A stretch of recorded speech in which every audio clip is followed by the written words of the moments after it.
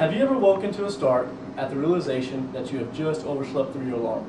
Or to the realization that you are 15 minutes late for work?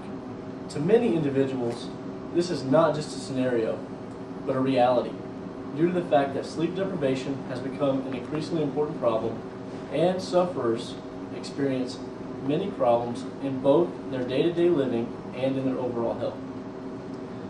After having experienced sleep deprivation firsthand as a shift worker, I will be discussing with you the trends in sleep patterns, the effects of sleep deprivation in routine activities, and on the health of sufferers.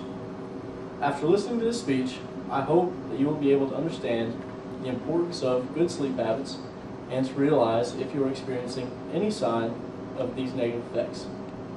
To start out, we're going to take a look at some of the important reasons for sleeping decline, as the amount of time that people are devoting to sleep is steadily decreasing for many reasons, including expanded work days and rotating work schedules, which causes an increase in the amount of sufferers of sleep deprivation. Centuries ago, the workday started when the sun came up, and the workday ended when the sun came down. But due to an increase in industrialization and an effort for increased productivity, rotating shift schedules were formed, and the number of work hours has increased.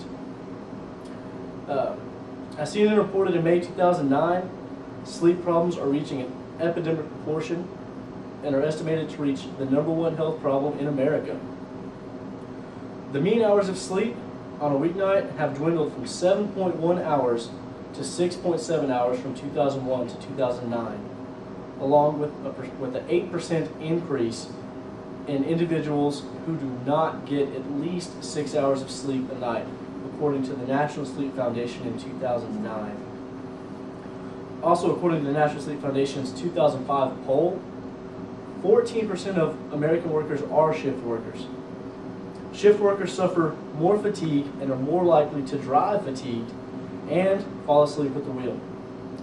This is an pertinent fact because shift workers are the people that are closest related to helping the community, including nurses, doctors, police officers, EMS personnel, and firefighters. So now that you understand the shortage in sleep hours, we're going to take a look at the impact that has on a person's daily life. Okay? Sleep deprivation interferes with many tasks of daily life. To put a monetary value on it, sleep deprivation costs approximately $150 billion a year in higher stress levels and reduced worker productivity, according to the National Commission on Sleep Disorders in 2003. Also, the National Highway Traffic Safety Administration compared drowsy driving to drunk driving in its 2002 survey, citing that approximately 56,000 crashes with 40,000 non-fatal injuries and 1,550 fatal wrecks were shown to have drowsiness listed as a factor by police agencies. Daytime sleepiness was reported by individuals to be so severe as to limit their activity, including attendance at get-togethers with family and friends at social events. Now we're going to move on and look at the medical side of sleep deprivation and its effects on the body. Sleep deprivation causes many changes in the body, which can lead to hazardous medical conditions.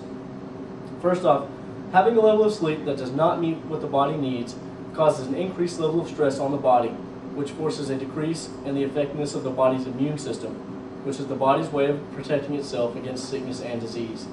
Also, the National Sleep Foundation 2005 survey associated the occurrences of sleep apnea with diabetes in adults, as well as associating unstable sleep patterns with an increase in the rise of obesity. So in conclusion, again, sleep deprivation has become an increasingly important problem, and sufferers experience many negative effects in day-to-day living and overall health. We have examined the cause for declining sleep trends and the effects of sleep on a person's day-to-day living, as well as the health costs that are associated with sleep deprivation. I hope this speech has given you an opportunity to evaluate your personal situation and to check and decide if you are being affected by this growing trend in society. So remember, the next time you hit your alarm, if you had adequate sleep, there would be no need for it. Thank you.